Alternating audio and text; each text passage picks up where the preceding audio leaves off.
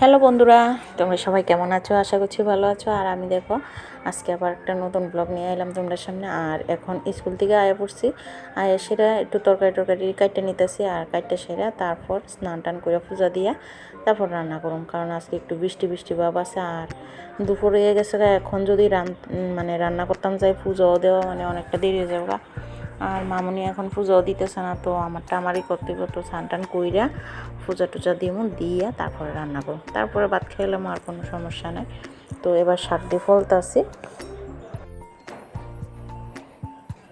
আর দেখো আমি কি স্পিডে একদম শাক দিয়ে কেটে লাগতেছি। আসলে এত স্পিডে কাটি না, কিন্তু মোবাইলে স্পিডটা বাড়াই দিছি। আর তাড়াতাড়ি করে কাটতে টাইটা তারপর সবজি কাটতে হইব, আর কাটতে টাইটা তারপর জামগা স্নান করতে। এদিকে আবার আখিরে স্নান টান করামো।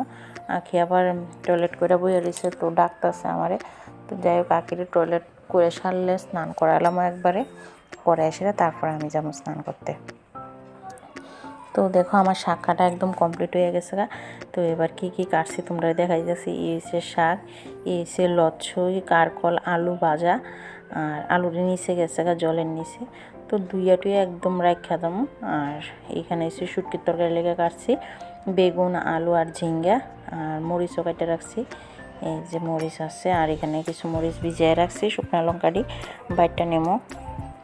তো ভিজিয়ে রাখলে মরিচটা একটু নরম হয়ে যাবে, বাটতে একদম সহজ হয়ে যাবে, তাড়াতাড়ি বাটা হয়ে যাবে। আর অল্প ধরো মরিচ মিক্সচারে দিলে হয় না, তার লাগে বাইটতে হইলমো। তো এবার সবজিটি ধুইয়া উড়াই লইতেছি। তো এদিকে আবার দেখো কয়েকটা মরিচের চারা উঠে রয়েছে। আর বৃষ্টি যেহেতু হয়েছে, মাটিটা নরম হয়েছে। আর এই মরিচের চারাটি উড়াই নিয়ে আমি লাগাই দিই একটু, ঘরের চারিদিকে একটু লাগাই দিলে দেখি না হয়নি। আর বাড়ির গাছ যদি এক দুইটো তবু আচ্ছা ভালোই লাগে। তো এই চারাটি নিয়ে উড়াইয়া লাগাই দিতেছি। তো দেখো আমি তুলসী গাছটার ওই দিকেই ঠাকুর ঘরের ওয়ালটার লগে একটা গাছ লাগাই দিতেছি।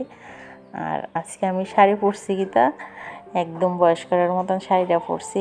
আর মামনি কইতেছে যে কী শাড়ি পরছি। তো যাই হোক, আমি এখন স্নান করম, এলেগে এইভাবে ফুরে লইছি। স্কুল থেকে আইসি, মনে করলাম যে একবার স্নানটাই করে লাই।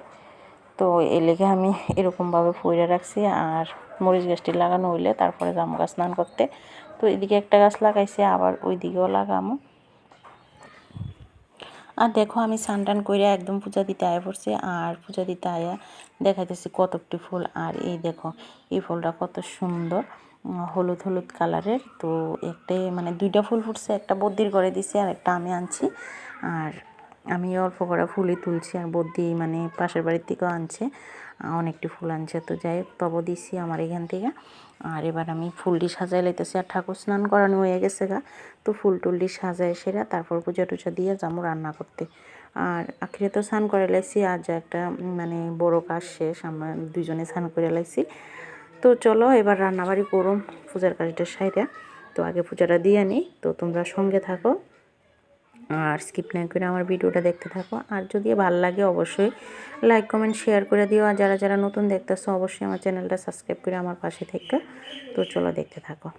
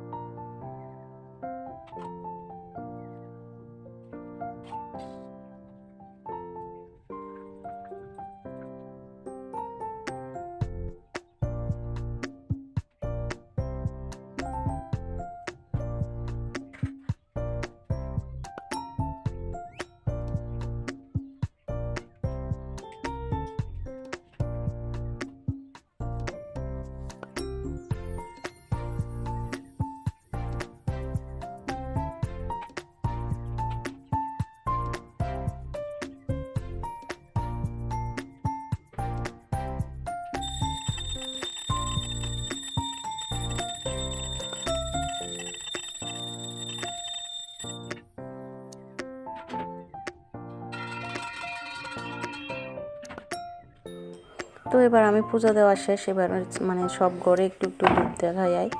আর ধূপ দেখাইয়া সেরা তারপরে রান্না করতে যাবো। আর দেখো ভাতের জাল ধরাইও দিছি, আর ভাতের ডেকটা বসাই দিছি। আর একবারে রান্না করলাম রাত্র পর্যন্ত, তার লেগে বড় একটা বুয়াই দিছি। আর এদিকে আমি কিছু কড়াইটারি ধুইয়া ভাজাটা বুয়াই দিই।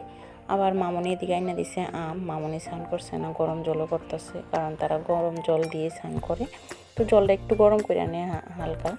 আর দেখো আম দিছে, আম মানে গাছের আম খাওয়ানোর মতন যোগ্যতা নেই, শুধু ফুকরা ফুকরা ফুকরা। তো যাই ফালাই মানে ফালাই টালাই একটু যাই পাই দিমু মামনিরে খাইতে। আর আমরা গাছের পেঁপেও 2টা পাইকা রয়েছে, তো ইডিও খামু। তো কাইটা টাইটা রেডি করে তো তারা লইয়া খামো, আর আগের পাপার লাগে একটু রেখা দিন।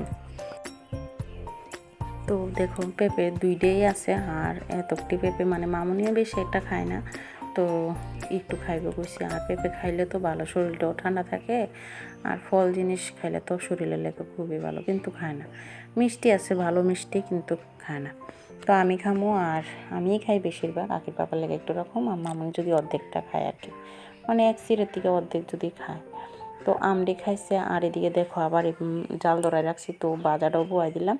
তো বাজারটা একটু লাগে টাগে দিলাম, আর এই যে বাজারটা দিতে চাই, তো একটু পেঁয়াজ তুলে দিলে মরিচ রাখছি, তো মরিচ দিয়ে দিলে, তো গুঁড়া দিয়ে দিলে একটু ঢেকা ঢেকা দিলে সিদ্ধ হয়ে যাবে। তো বাজারটা নামাইয়া আস্তে আস্তে সবটি তরকারি একে একে নামালাম।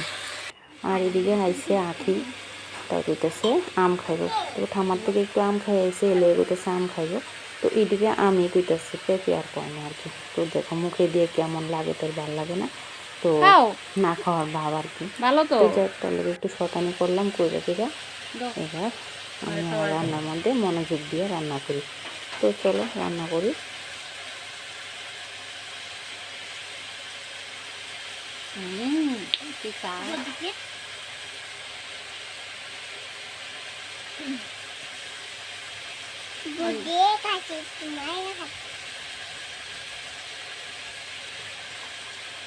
আচ্ছা তুমি খেলো, তুমি খেলো।